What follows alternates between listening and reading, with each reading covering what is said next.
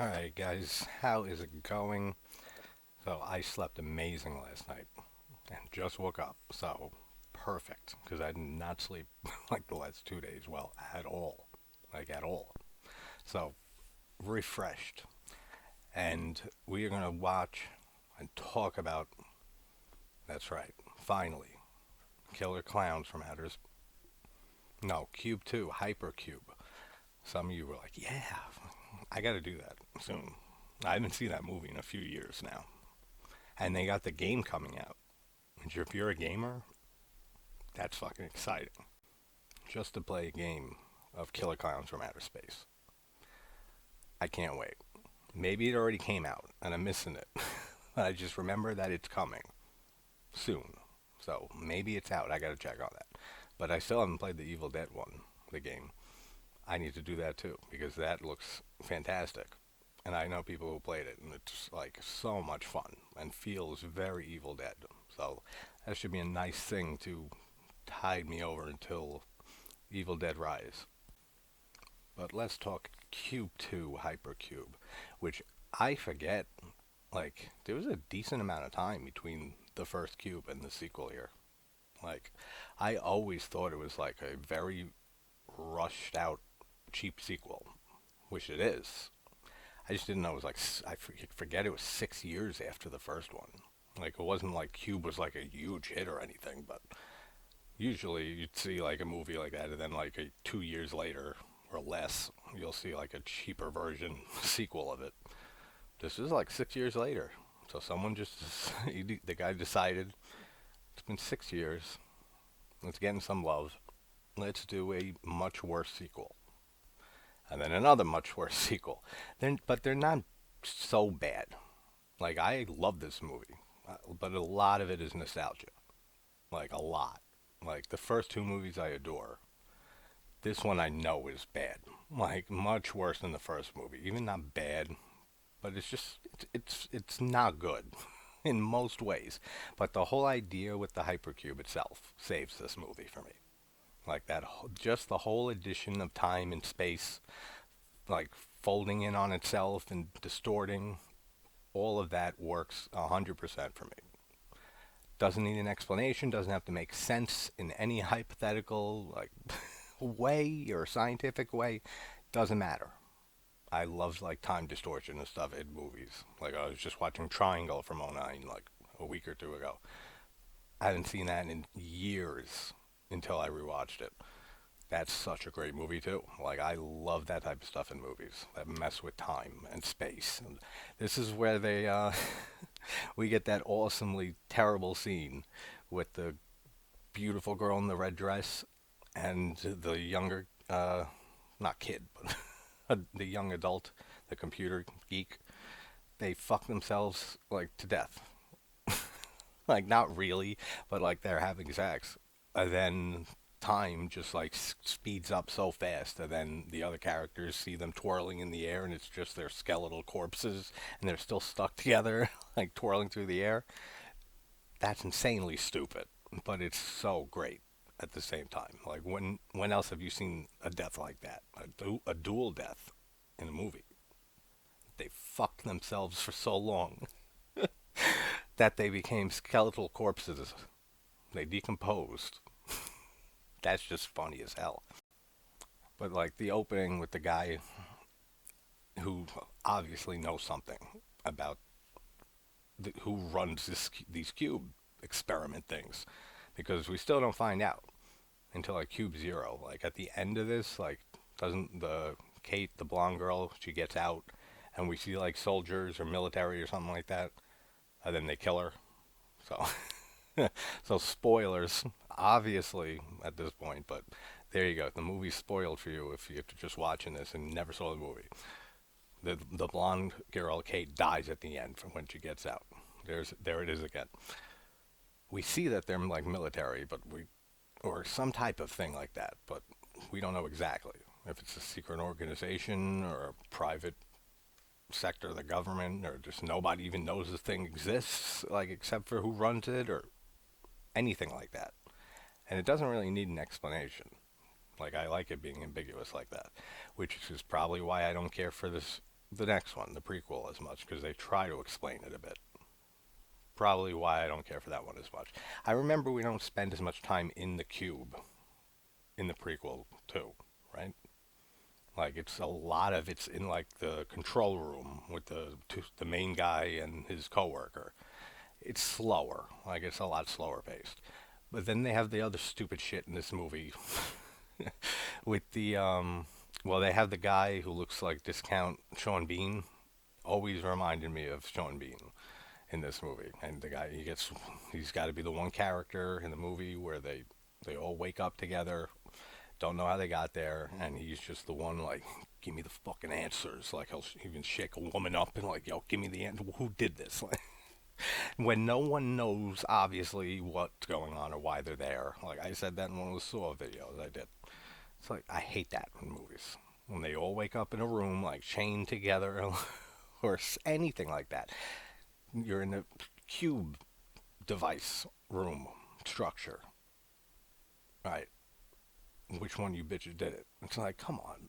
Everyone is in the same position right now. Like, I don't know anyone who would kidnap somebody, knock them out, and then just sit there next to them, waiting for them to get up.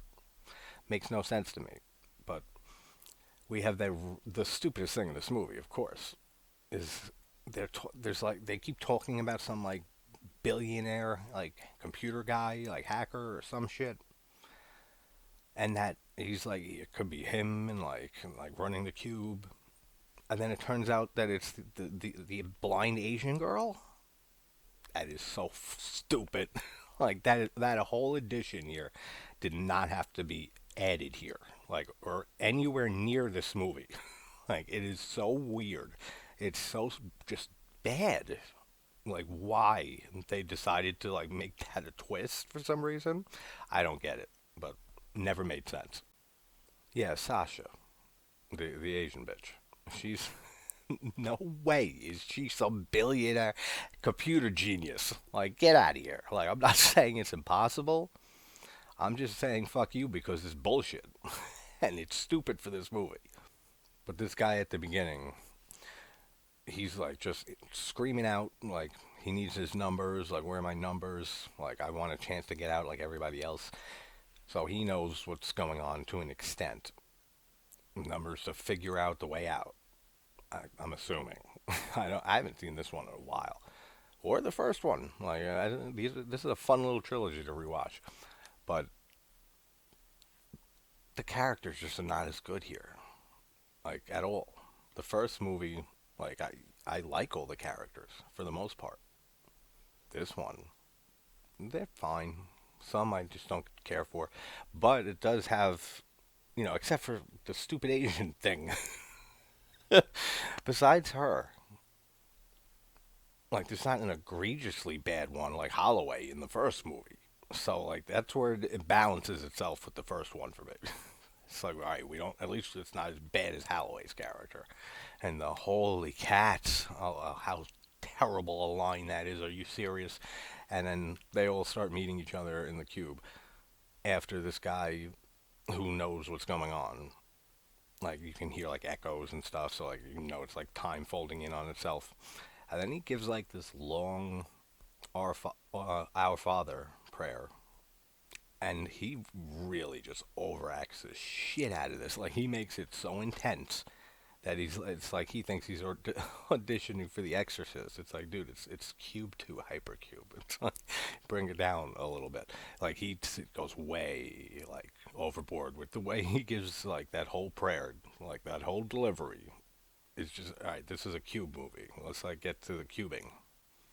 So then we have Kate, the blonde one, who dies at the end, and discount Sean Bean. Sasha is the Asian computer billionaire, or whatever she is, and then there's the other guy who like knows kind of what's going on, like not like with who to put them there, but like he knows what a hypercube is. Like smart guy, but it's kind of annoying. And then there's the young adult guy who's also a computer person, and then there's what's supposed to be the hot chick, I guess. She's not that good looking. Like the red dress though is nice, and that's all I remember about her is fucking the young guy to death.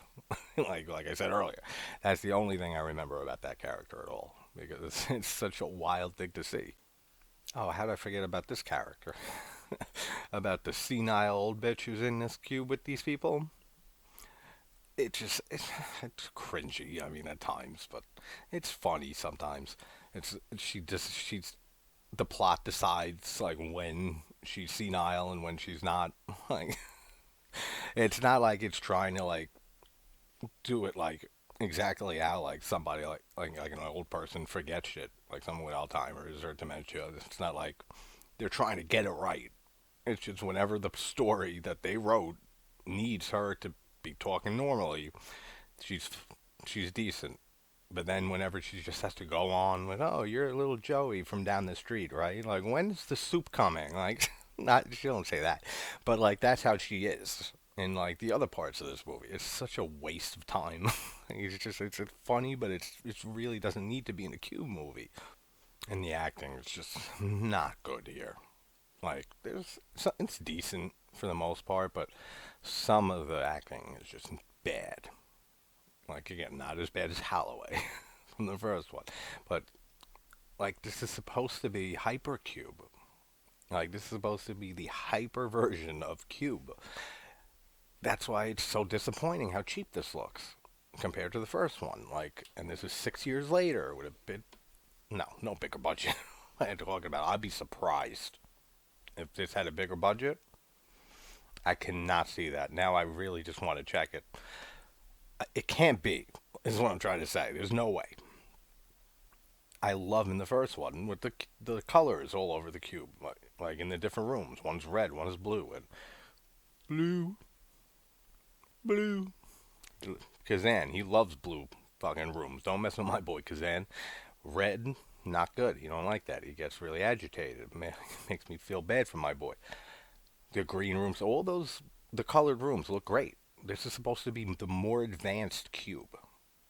And it's just fucking like white walls that have lights behind them. Like, I don't like that at all. Like, this should feel like much more better, like advanced, but it feels so much cheaper in every way.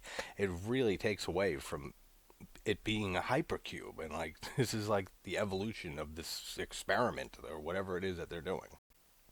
And what's with this Asian bitch too? Is that she's blind?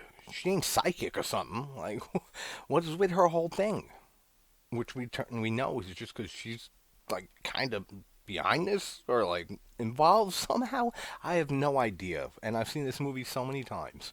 But that's how stupid the story is in this, and how just bad it is that you don't remember it, like because it's just so out there and it's badly written. Like we get so much exposition in the first 10 minutes of this movie. I hate when sequels do that. Like when they hold your hand through it. It's like, yeah, people are watching Cube 2, Hypercube, because they like the first Cube. Trust me. Like, there's no one that's going in that hated Cube and is coming back or never saw Cube and just saw this one afterwards. No, we don't need to keep just hearing just such forced dialogue just to let people remember that the rooms move around and like all the rules of the cube basically in the first movie. I hate when movie sequels do that. Like where they make it seem like they think their audience is fucking stupid and it's insulting a little bit. It's like, yeah, we get it. Like I'm very capable of remembering, how the cube worked from the last movie. That's why I'm here to watch the second movie. Like I understood the first one fine, thank you. We get so much just exposition in the first 10, 15 minutes of this movie. And it's just time killing. It's just like, all right, let's just get into like the cube doing cool stuff because that's all that there is in this movie. Because the CGI is not that great.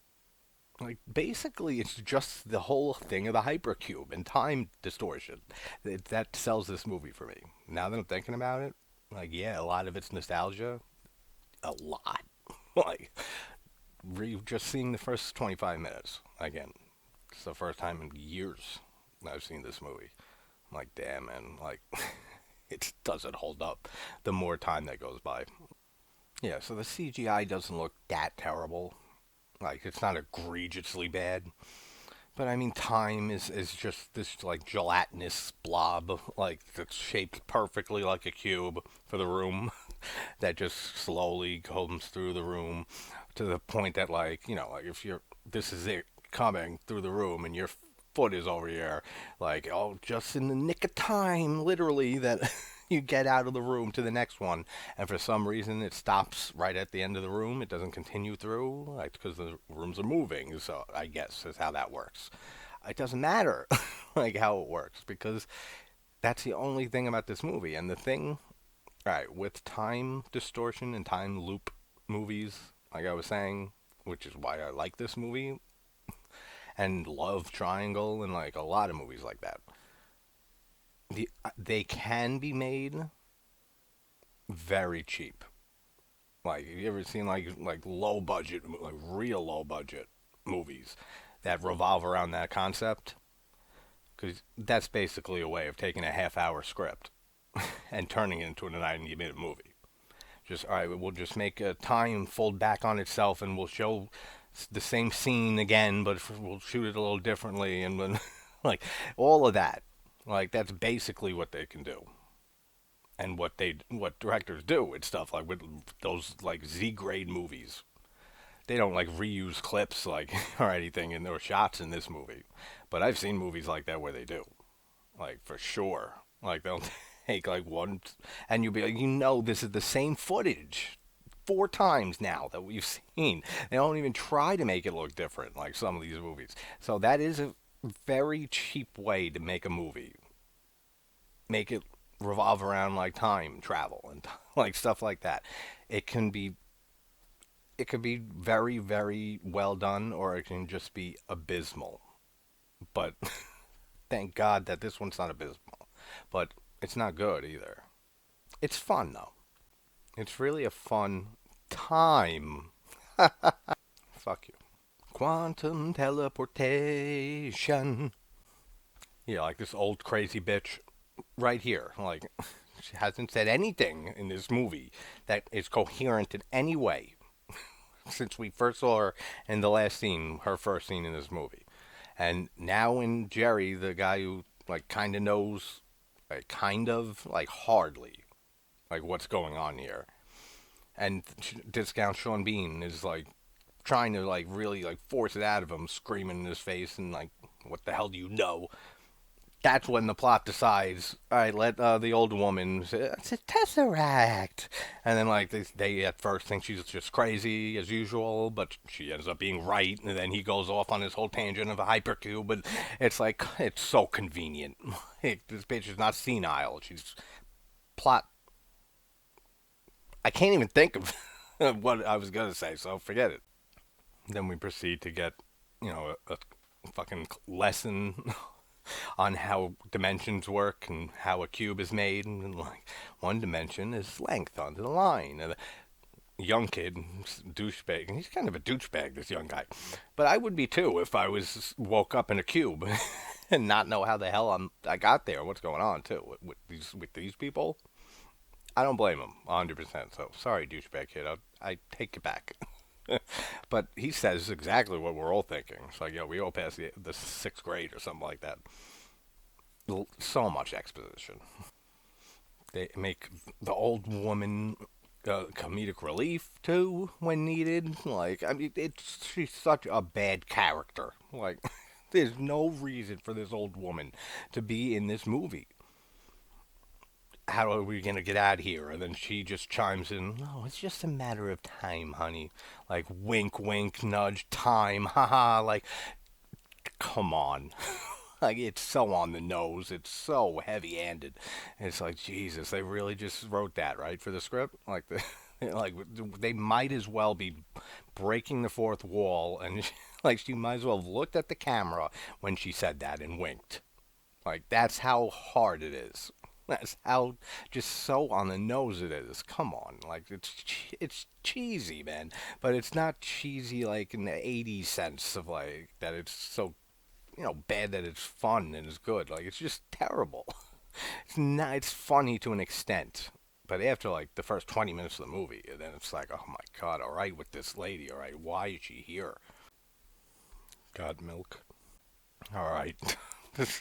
All right. So another good thing with this that I like is that it messes with like space too. So like the kid when he goes into the room when he sees the other girl with the red dress, I have no idea what her name is, and she's like just waking up, and he goes in, and then the gravity is different in that room, so he's like getting pulled this way from the other room. That's cool. Like all of that stuff is great. Like it doesn't even look too bad. Like like it looks pretty effective. I like all of that. And then just with this the old lady again. I don't want to keep harping on this old woman. Excuse me, but absolutely terrible. Like so bad. And then now she's laughing like a lunatic, and like the acting is so over the top, and it's like you just want this woman to die already. It's like you're close enough. Like please, by the end of this movie, don't exist anymore. Like she should not have been in this movie. Just like Holloway didn't have to be in the last movie, and that's why in that last video I said there was a character like that in the second one, and this is the character. The whole thing with Jerry and his character, like arguing with discounts Sean Bean. What's his name? Simon, I think they said. Someone in S. That he starts, like, when they find the watch that is Jerry's.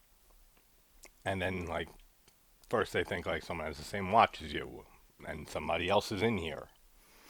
But, it's the same watch because it's from the past and stuff. And time fucking over itself.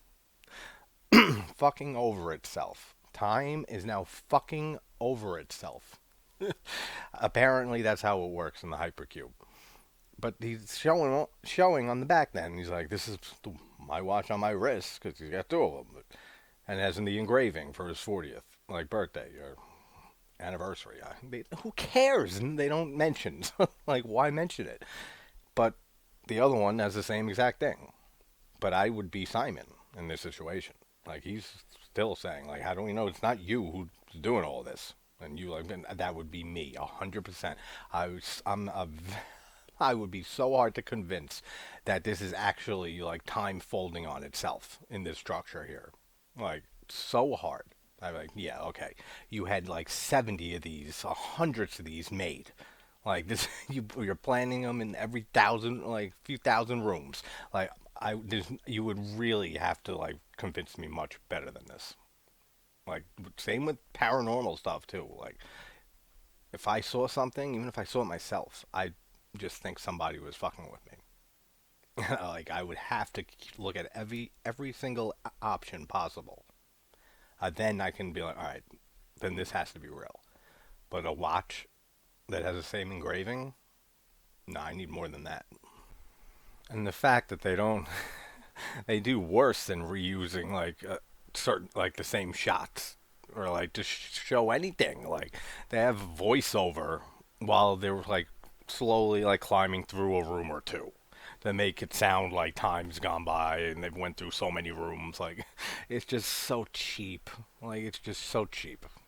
But it's fun. I mean, it's still a fun time for sure.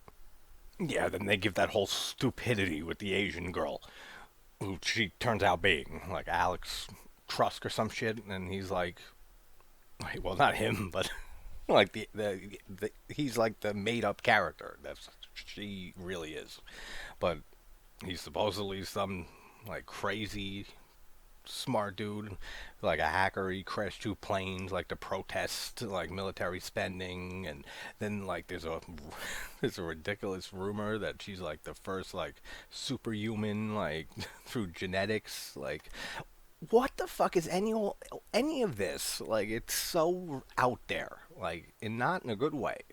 Like, it's just weird, and just doesn't need to be in this movie. It's so bad. And it's a shame that that whole little subplot even exists because it has nowhere to be found in the next movie. Yeah, it's a prequel, but still, it shows that this has been going on a lot longer. And this, trust, dude, girl, blind Asian bitch, she wasn't alive for like decades before this. No. So, none of that makes sense at all. So, take it out of the movie. Alright, now this scene, best in the movie. Like, awesome. This is so cool. Yeah, it doesn't look fantastic, but it looks good. It looks pretty decent for early 2000s on the budget that this probably had.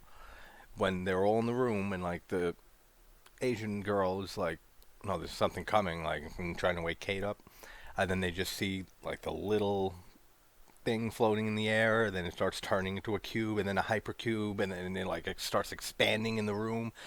That's awesome. That whole sequence, and that the old woman, she should have got her arm ripped off right then and there.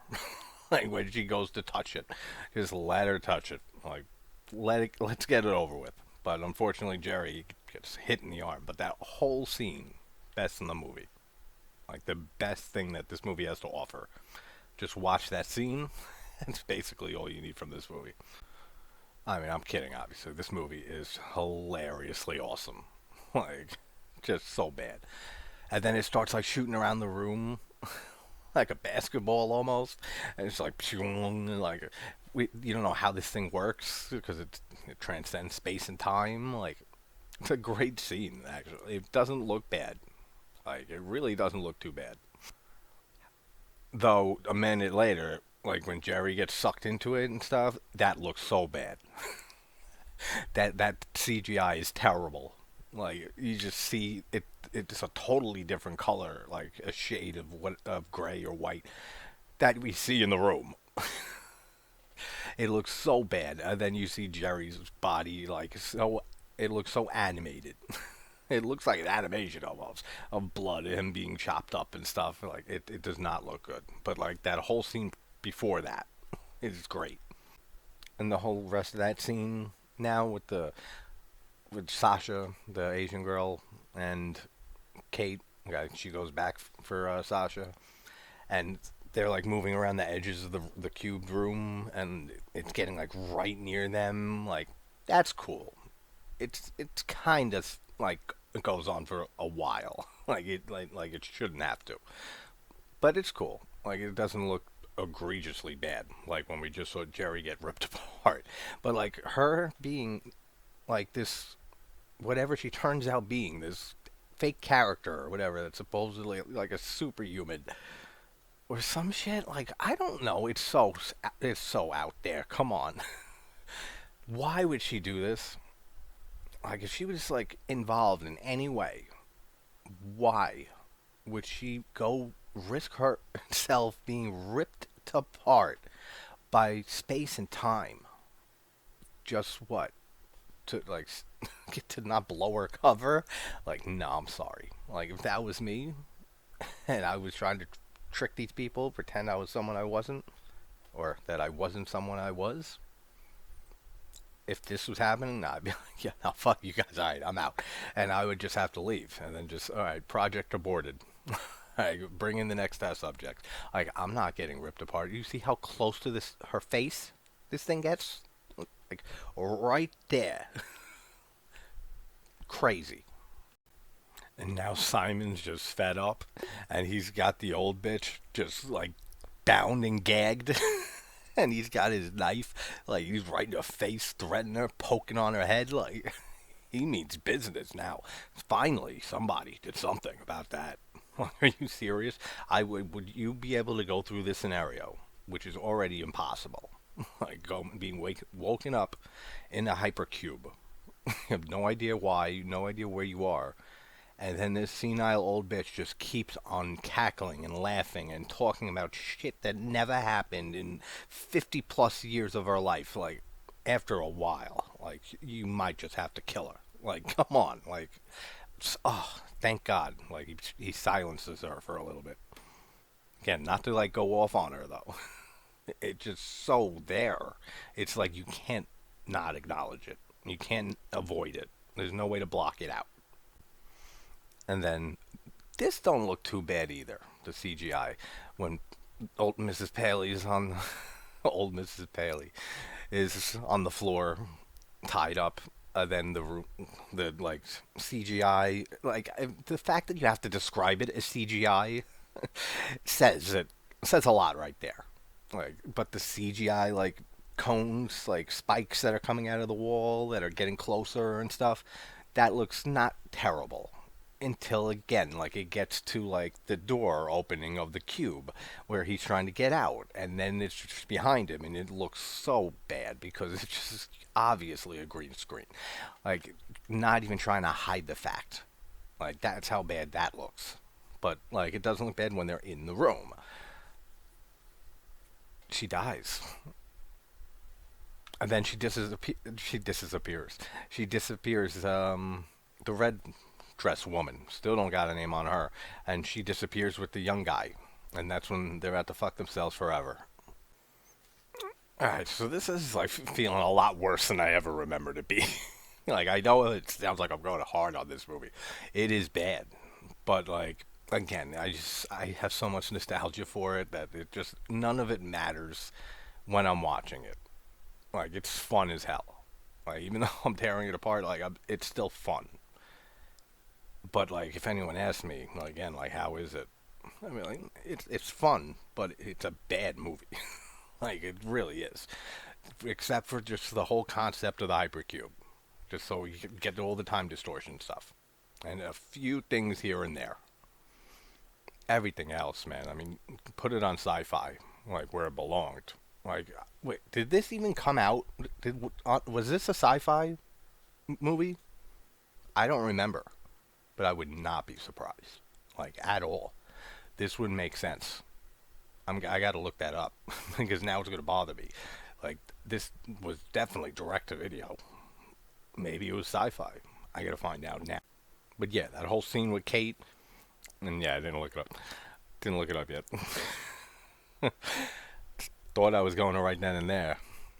Just want to kind of get it over with, and then find out later. But the two of them together with Sasha and Kate, that whole scene, and then how Sasha starts acting and asking why do you think you're in here, Kate, and all that, and then she just ominously says maybe they just like to watch us squirm and stuff. This shy Asian girl who's been scared to death this entire time, and you don't think there's something wrong with this bitch? Straight up? Come on, man. It's so obvious that this girl is not just an innocent blind chick. That she's something to do with something. And it's terribly handled. It's just not good. I know we keep talking about this, but it keeps getting worse, as it goes on. But then we do get the whole repeating now. The timelines start crossing paths with each other, and we see when Jerry first finds Simon and them, and he hey, come here, and he's Jerry, and he's I don't know you, so they start meeting past versions or future versions of themselves. All of that is good. So again, it all links to just the main concept of this movie being cube to the hypercube. Basically, that's it. So it's fun.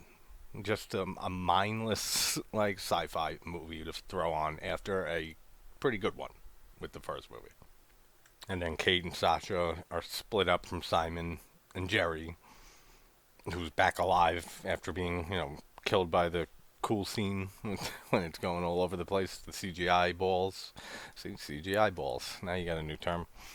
But they're looking around, and they're leading up to the reveal and stuff of her being not who she says she is. She's not even blind, isn't she?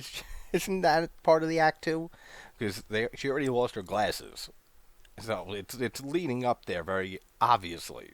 So let's take the glasses off first, get used to not seeing her, with the blind glasses on. Start getting used to her eyes so you can see how her eyes look, and then, I'm never really blind. I could be completely wrong and misremembering this because it's so generic that it just doesn't stand out. But it is a cool scene, when they go into the room and like they find all their like skeletal corpses, like they all never left the room, like the whole group. That's cool. That looks cool.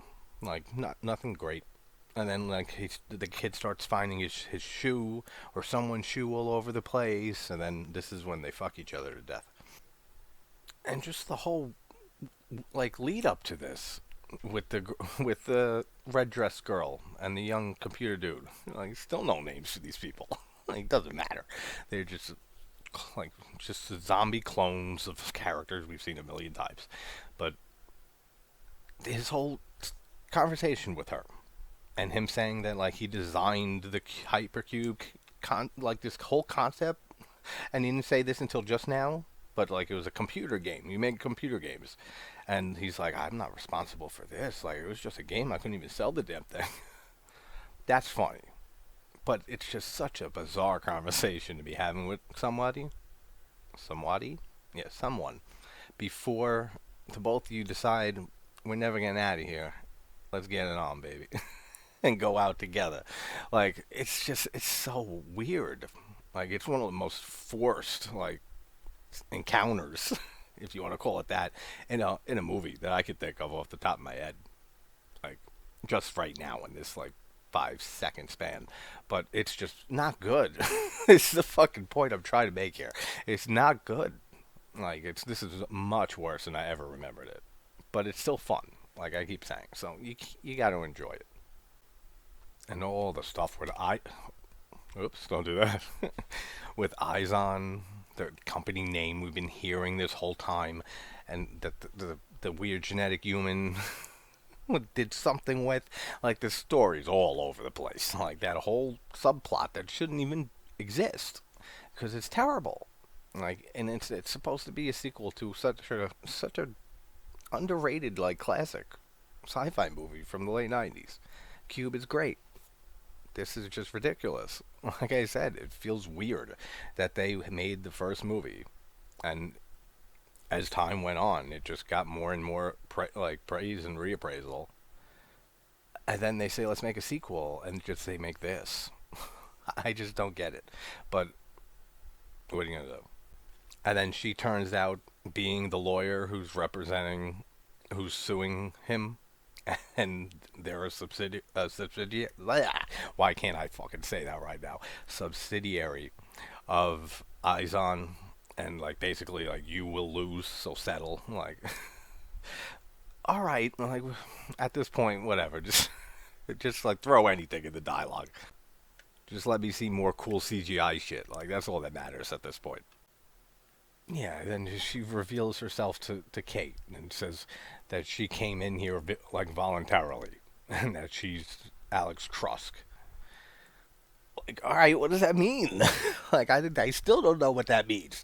Like, who is that guy? Like, the character she's supposed to be playing online, like that she was like this brilliant hacker or computer person. Okay, like, so what? What does that have to do with anything in this movie?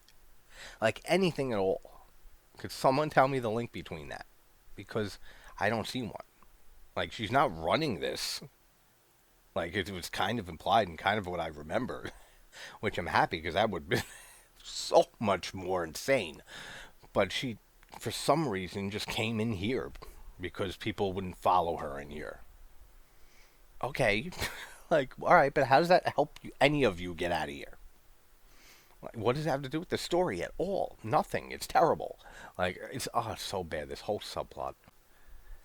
But the, all right, before that, the music that's playing, like when she's getting to the like deep part of her reveal, like, and they're like, oh yeah, Alexander, Alex Strauss, easy from Sasha, and it starts kicking in like tribal like score, like it sounds cool, but it has the worst dialogue on top of it. Like it's weird because it makes you look at it a lot more seriously, even if it's not trying to be completely serious, which I'm sure it's not. But because like the score is pretty good and is pretty intense, it makes you want to take it like have to try to take it more seriously, and it's ridiculous. But who knows? But I love that whole scene with the with them having sex in the air in the room, and it's just in the cube room, and they're on top of each other, and they're spinning in the her red dress is spinning around and stuff. Then they're just corpses, just skeletons, like they've been there for like 1,000 years. Like that's the one other great thing from this movie that I'll just always think of that scene whenever I hear this movie brought up or I think about it. Always. It's the two people that were fucking forever. They were skeletons. Great. Rest of it, not so great. Well, if any of you guys have, anybody you know that suffers from diabetes or something like that, get Mahado. Manhado? Yeah, it's supposed to help with that. Like that does suck having diabetes. I know a few friends who had it. Like they still do probably. I'm just saying I've known throughout my life, like a few people. That's hard shit. But Manjaro is supposed to do like really good with it. Like just Tubi's ads speaking some inspiration to me, just passing it on to you guys. But of course, if don't just go and get Manjaro on my recommendation from Tubi. Definitely consult your doctor before you try that medication. And apparently, if you want a good cell phone provider, yeah, get Optimum Mobile. Don't fucking get it. Optimum is terrible. I dealt with it for like a decade. And then all this with Simon. What the fuck is that? At the end of here, they just need him to go a little Jack Torrance. There's always a character who does that. Just like Discount Xavier from Saw 2 in what the hell's his name now? I just watched it. Whatever. The same character. How he is the same way. Has to turn evil at the end. When I liked his character. Simon's character is not bad in this movie. Like, considering. And then he just, for what? And then they introduce this girl that he's a private investigator, his parent, that was hired by her parents to find her. So he came in there? Or he just woke up, but now he found her. Why even bring this character into the movie with like 15 minutes left at all? Just to get him kill happy, so he starts going after them and have a little like thrilling ending, right? Like that's the answer, because it's so forced, all of it. But man, Jesus, the shots of the couple fucking as skeletons, as corpses and shit, it's shot so well. It looks so good. Like, it doesn't look good, but it looks good. You know what I'm saying? Like, it looks good in the best way that a bad thing can look. Awesome. Best thing in the movie, like, by far. And then, even the fact of her, Kate, having to explain, like, what's happening, and then Sasha does start to explain, and saying, like, what's happening. Everything's, like, folding in on itself. Like, they keep seeing everything, repeating over and over again. And she says that it's going to collapse on itself. Like, all time and space. And she asks her, like, and what happens then? Like, what do you think the fuck happens then? It means you're done. Like, you're dead. That's pretty fucking clear. From, like, time and space folding in on itself and collapsing is a lot more scary than car accident for me. Like, and I'm sure for, like, other people, too. Like, by a long shot. So, any of the, like, worst ways to die that you could think of, that's worse.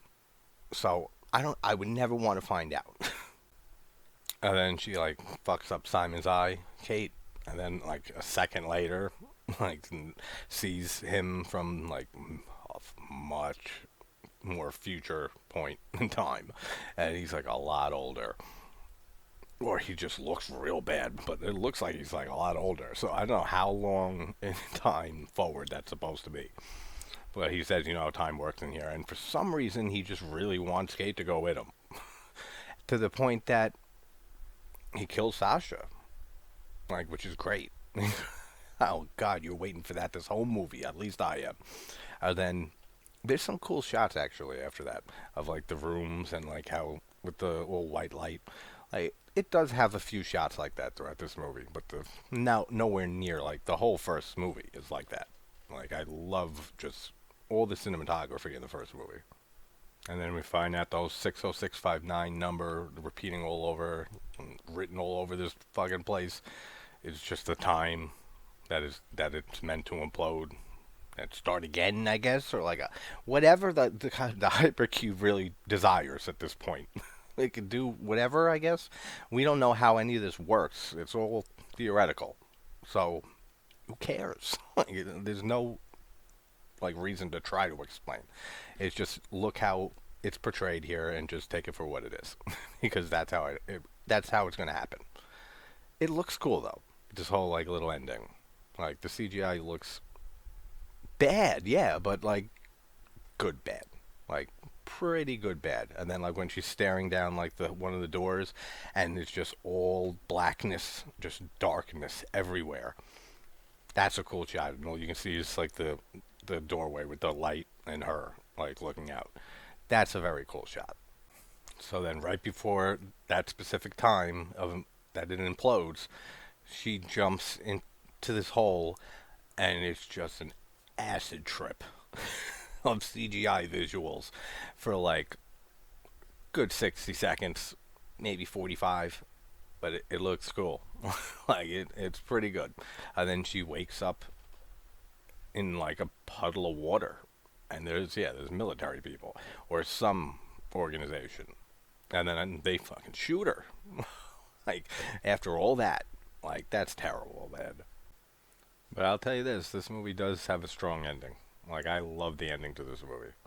That when she gets out and then she's talking to them, she was hired or something like that to go in there to like get data on this experiment that they're doing. And she has like the USB drive or recorder or some shit like on her around her neck.